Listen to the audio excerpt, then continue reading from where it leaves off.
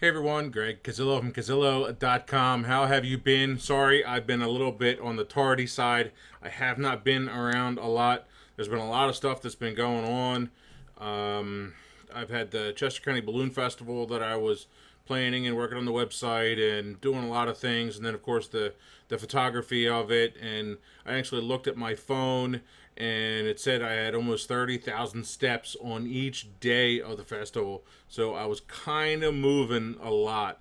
I'll be going over a lot of those photos in the coming weeks and months, and so I got a real lot of really good stuff. One of the things that I thought I would share today is fireworks photos. Some people seem to think that there's something mysterious as far as fireworks photos are concerned. They're actually really easy to shoot, and I'm going to go over some of the settings that I've used and actually two different scenarios that I've had as for fireworks photos, kind of the traditional one and then a different one. So I thought I'd show you that contrast, some of which I actually just shot this past weekend at the Balloon Festival.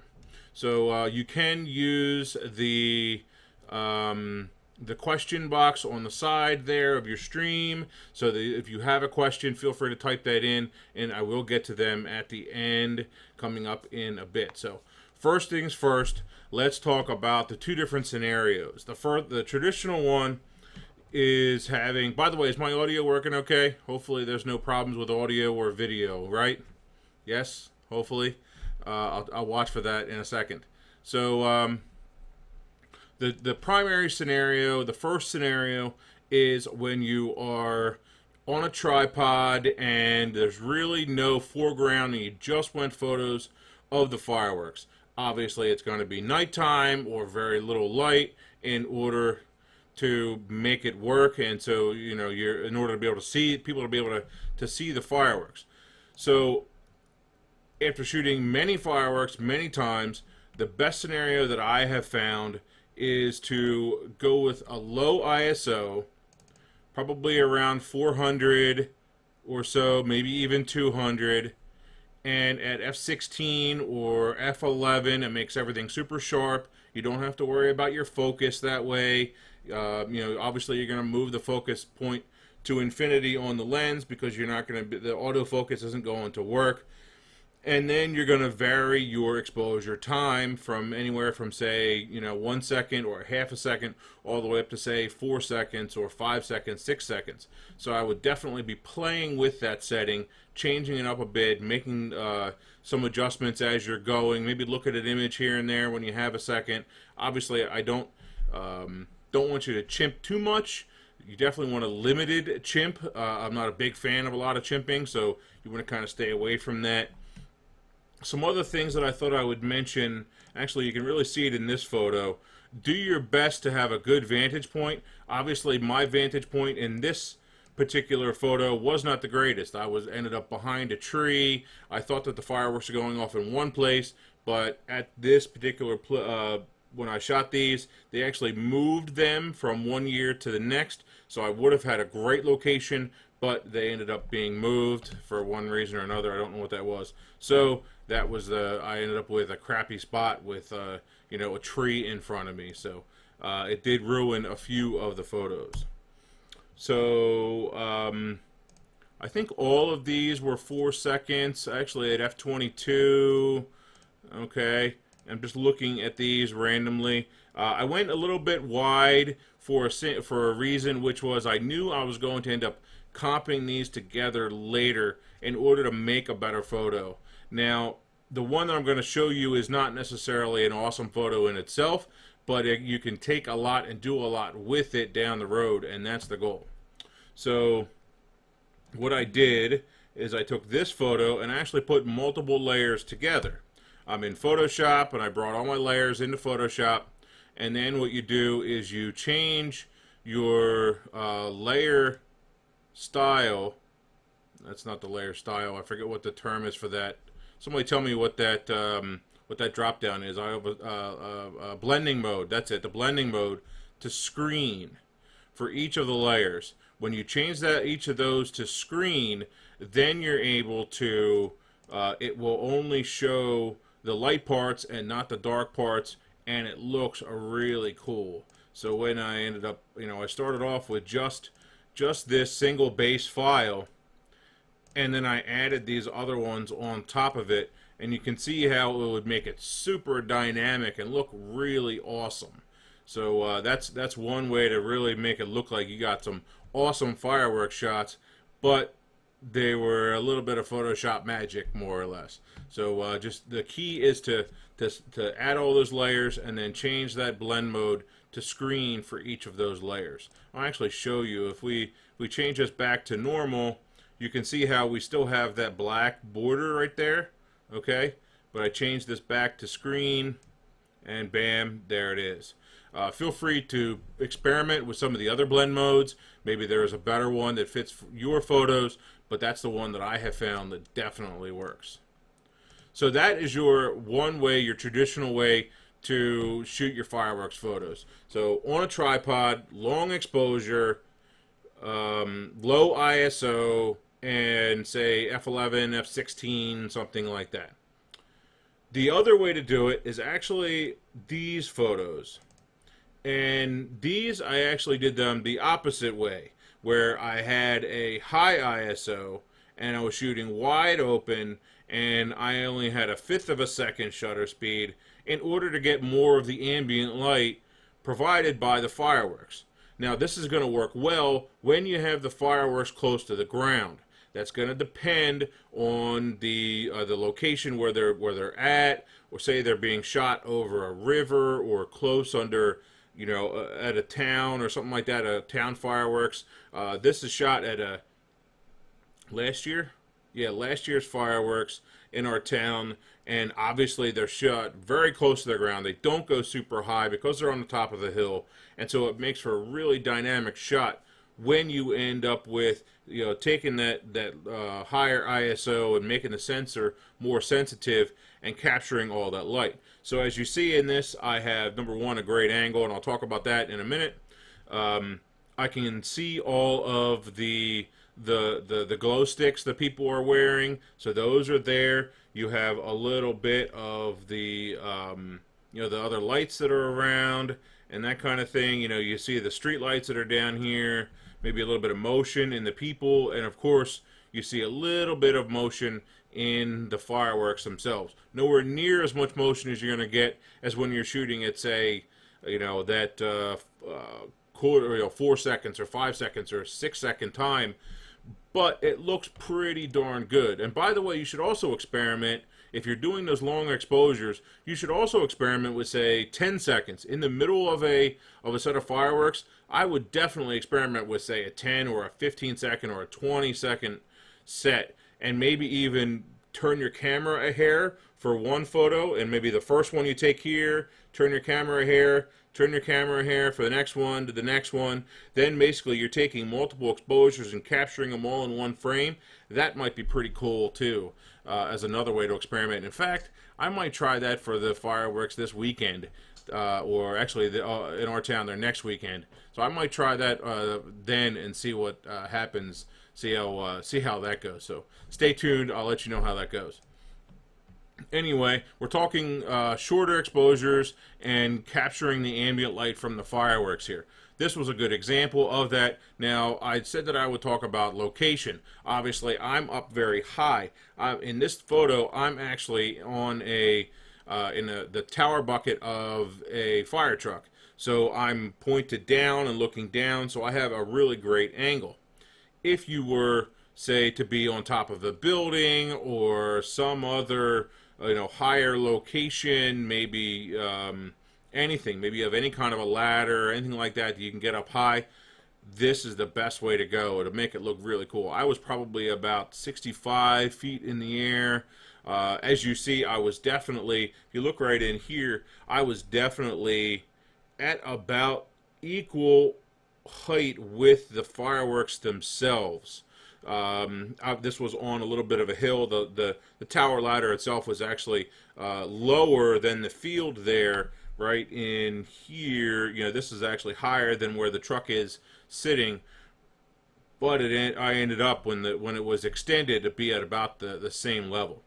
So Again, I adjusted my settings, and ISO 6400, f2.8, 1/5 of a second. Now, when you're shooting with a wide lens, you don't really need to worry about your focus point too much. Just turn the lens to infinity, and you should be fine, because it's so far away, and there's next to no compression. So you're better off just turn it to infinity. You shouldn't have any issues there. You know, working with autofocus, it's not going to happen unless you have some kind of a light in the background to focus on. Turn your lens to infinity. Make sure not to bump it, and then make sure to put your camera or your lens on manual focus so that it doesn't try and adjust in the middle. So that was a cool photo that I did, and you can see that there's a number of different ones here depending upon the amount of light that the fireworks are putting out. I kind of like this one because the glow is not quite as, or the ambient light, basically the flash, for the flash photo, the flash photography, that's basically what we have here, is not quite as bright. It's a better mix. And so, and I believe this is also unedited, by the way. Yes, this is completely unedited, straight out of the camera. So, I got a really cool, just a little bit of the ambient in the, the sun going down, and I got a little bit of the ground, and I got all the glow sticks glowing and all that stuff. So it really turned out awesome, and it's a really cool way to shoot. The only thing you need to deal with when doing this, if you don't have a tripod, and that's something I'm going to talk about here in a second, is you gotta be careful of your shutter speed, and do your best to get your images sharp. Now that's where I got caught here. Now these I shot last weekend at the Chester County Balloon Festival. Awesome event, absolutely loved it. Had 30,000 steps on each day according to my health on my iPhone. So anyway, I had been shooting all day long. I was super tired. There was no way I was walking all the way up the hill to go get my tripod. It just wasn't happening. And so what I ended up doing is, as you see, ISO 2000, but I wanted to drag my shutter a little bit because I wanted a little bit of the motion of those fireworks. If I would have just increased, kept my shutter speed higher as I was going through these, you won't see as much motion in these, in this photo with the fireworks as you do with, say, this one with the fireworks, because you're talking that longer exposure time. So that's why your trails are a little bit shorter here. Okay. Obviously, I also wanted to capture the glowing hot air balloon. This is actually a hot air balloon in the shape of a whale, and so I wanted to capture both because this is all about hot air ballooning, and it was a balloon event, and they have fireworks there. So obviously, I want to be able to capture both and work with both. So I have some pretty cool examples here, and this was all about timing. I'd have to wait for a firework to go off and also wait for the balloon to glow. So I've got to basically wait for both of them to happen at once. In the back of my mind, I'm saying to myself, yeah, I can Photoshop this. I can combine a couple of images. I can take just the glowing, balloon and drop it in over top. But I ended up not really having to do that because they worked out so well.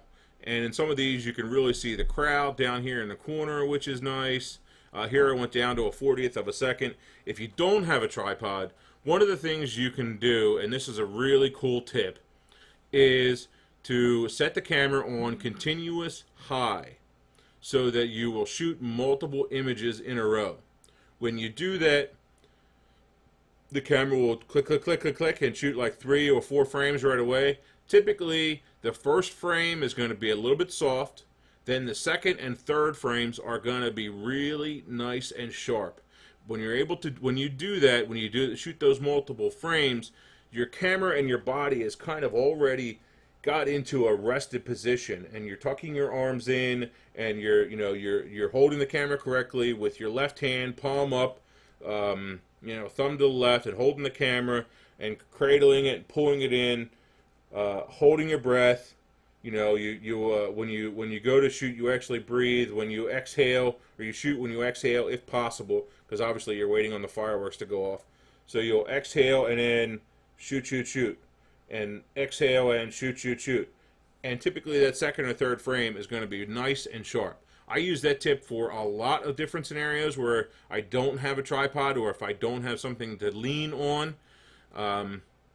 That's a really great way to make that work and to get some better images and sharper images when you're dragging on shutter, when you have that super long shutter speed. So any questions that I can answer, anything that I just missed? Is it just snap and hope for good timing? From Martin, yes and no. When I was shooting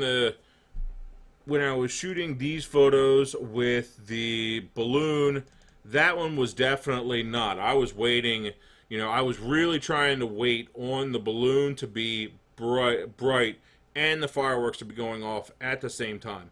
Once again, you're seeing all these photos today, with the exception of that this one photoshopped image. With this exception, all the images that you've seen today are straight out of the camera and unedited. So this one is once again, as is. And so maybe with a little bit of Photoshop work or a little bit of Lightroom work, I can brighten up the balloon and bam, I'm done. It'll make it look really good. Timing, a little bit of luck, absolutely. It's always good to have a little bit of luck. That's always a good thing. So any more questions? I'm still looking here on the stream to see if we have any more. Just that one from Martin, and that's it. And I'm glad my audio is working good. While I have you guys, what other things do you want me to talk about for other live streams or other videos?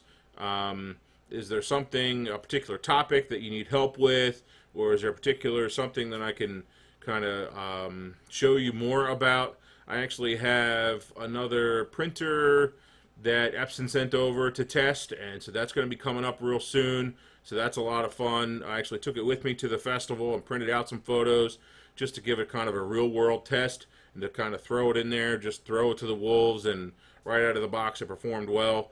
And it was nice to have that printer right on site to be able to give prints out, which it was nice. So nobody's making any comments here, so I'm having a hard time. So I guess what we'll do is we will stop the show for today. Hopefully everybody learned a lot. Make sure you keep your, for normal on a tripod ones, and you're not getting the ambient light, put in your low ISO. Okay, low ISO like 400, and then say, you know, F16, F11, and then vary your shutter speed time from, say, you know, 1 second or half a second all the way up to, say, 5 or 10 seconds, maybe even 15 seconds. Try for your multiple exposures where you're adjusting your camera position. You're going to turn that camera head from here to then the next one, and the next one, and the next one, and the next one when each of those fireworks go off. So you kind of have them going across. That could be pretty cool. That would also be good if you were zoomed in a little bit tight. Don't be afraid to use a wide angle or a zoom lens if you do want to get a little bit tighter. You know, I think that's a good tip. You know, use the lens that fills the frame, whatever possible. So that's a cool thing. And then if you do think you want to get a little bit of ambient light, so work on your position where you're shooting from, and then you know, change up your settings and see what you can get, and make sure you share them with me afterwards, because I love to see them, and I'll definitely retweet them and put them out there. I think that's a cool thing. So I have a couple of questions now, which is cool. So post a short video inviting to the next live stream. Tell me, how did you guys comment with how did you guys find out about the live stream? Was it Facebook? Was it YouTube? Was it Twitter? I posted to all three. So please just kind of comment and let me know how you were notified, and also whether it was on mobile, or are you watching on mobile, or are you watching on desktop or something like that. So I'll do that. just got the Nikkor 70-300 would like to know more about how to use that lens. There really isn't, lenses are lenses. It's just a matter of what are you going to do with it and how you're going to shoot it. If you need to shoot a little bit tighter, great. Then you need to, that's the lens to go to. But it really depends on how you want it to be composed. So it's the best thing I can say is keep looking at photos. Study photos, study all kinds of stuff that's out there, and figure out maybe if there is some EXIF data, say it's on Flickr or something like that. There's some EXIF information. Figure out what lens that you shot with. And one thing, when you do zoom in a little bit, when you zoom in to say that 250-300 range, you get more compression. And so the more compression, the blurrier the background is in that. So that's one advantage of it. Also, if you step back more and zoom in, you'll get more compression again. Something else that makes a difference when you're trying to get a shallow depth of field is if you bring the subject real far away from the background, that will get you more compression. No notification on YouTube. I see that. Caught it by chance. Candid photos at weddings. Man, that's just one of those things that you just got to be ready and you just got to be paying attention. That's one of the reasons why when I'm shooting weddings that I put in my contract that I must be seated with the rest of the guests, because you never know if you're going to end up losing something or missing something when you're seated in some other place in the building. I've been seated in kitchens and downstairs, down 2 or 3 floors to be fed a meal, and it's a turkey sandwich or something like that when I'm at a wedding. And that's why I put in my contract, and I say to them, hey, add us to your guest list. We need to be seated with the rest of the guests so that we do not miss anything. Because if we're not added to that, I guarantee that the venue is going to move us to wherever, and we're not going to be seated with the guests, and there's a good chance that you're going to lose stuff. As far as candids, man, it's just a matter of just paying attention, right place, right time, camera's ready, camera's not over there somewhere in a bag, it's on you. So there's really not much of tips to give you on that one. Oh yeah, that was definitely lame. And about something else about that, the kitchen sandwich, the kitchen sandwich, the turkey sandwich in the kitchen, that was at this really, really high-end resort, and I couldn't believe it. It was probably one of the most expensive weddings that I have ever photographed, and that's all we got.